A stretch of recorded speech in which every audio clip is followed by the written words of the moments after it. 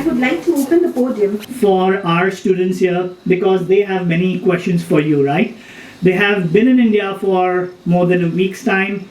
There's another group which has been here for 2 months, so they know more about India. But this group also knows a lot. They visited few places in Bhopal and in Agra as well, seeing the Taj. Thank you once again for welcoming us with open hands and on to the floor. At North Carolina State University. I'm a pre-med student, so I do have the intent of going to medical school after university. I think we've all really enjoyed our time in India, but I think it's been very, very refreshing to how welcoming the people of India have been. In America, you kind of have... Hello.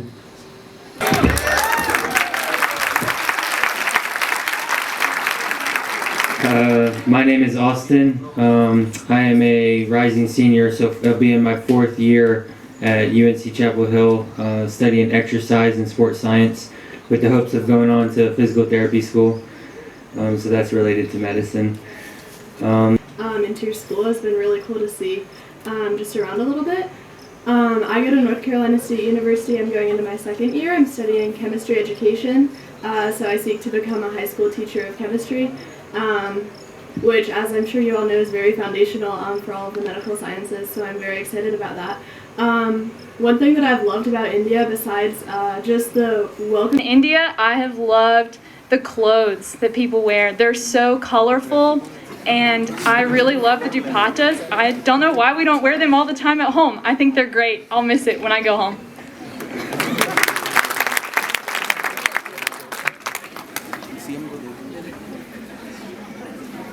नमस्ते मेरा नाम लेनी है In the best possible which way they can for that particular answer from their experiences in the US. So as I said, there'll be one question from this team and then anyone or... And then you enter into junior college.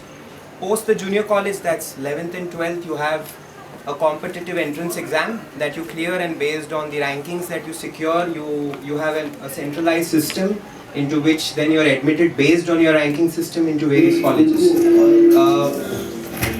The question that you brought up is pretty interesting because have like a degree from, like I have to have a degree from certain universities who have been accredited by like these boards that my education has been like determined as like sufficient. So like you're bringing up the point that like these Indian students could be absolutely entirely qualified and maybe the education could be just as good.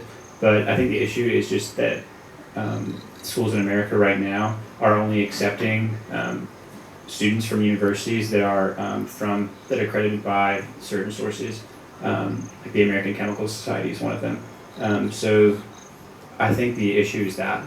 So like I think the way to solve that problem would to be to have those either those accreditation systems come to India or collectively create one in India that could be trusted by medical schools or other higher institutions for it. 2nd year of BDS. Basically, the motivation that we got to come into this field of medicine is the scopes that taking day by day, the researches that's taking place in this field, and the well-established doctors that they're introducing. So good, they're doing so good in their field, and they're carrying out such severe operations. The technology, if I talk about, it somewhere merged with the artificial technology also. Artificial intelligence, that somewhere it merges with here, where the technologies are going so beyond the imagination. That's what motivates us and what they're doing in the field exactly. Thank you. Usually learn. So yeah, we like prefer to do practical along with the theory we usually used to study. So we have libraries and we have all patients coming out here. So we take around 5 classes each semester. We have 2 semesters in a year, and it usually takes 4 years to graduate with your undergraduate degree. Our classes, some of them are lecture style. The professors talk about what we need to know and we do homework and such, but we also have labs, especially in our at my school. My school's an engineering school. We have a lot of engineering labs where we do hands-on work with the microscopes and the other machines we use. And so those are really valuable when we go into job interviews. We can say that we have experience with the tools they use. We know what they're for, how they work, and that we've actually seen them and gotten to experience that. So those are really good. And the companies really appreciate that, and they're really fun most of the time. Ayurveda, treating medical. I'm not sure that we understand. Nervous and mental disorders they might be having, right?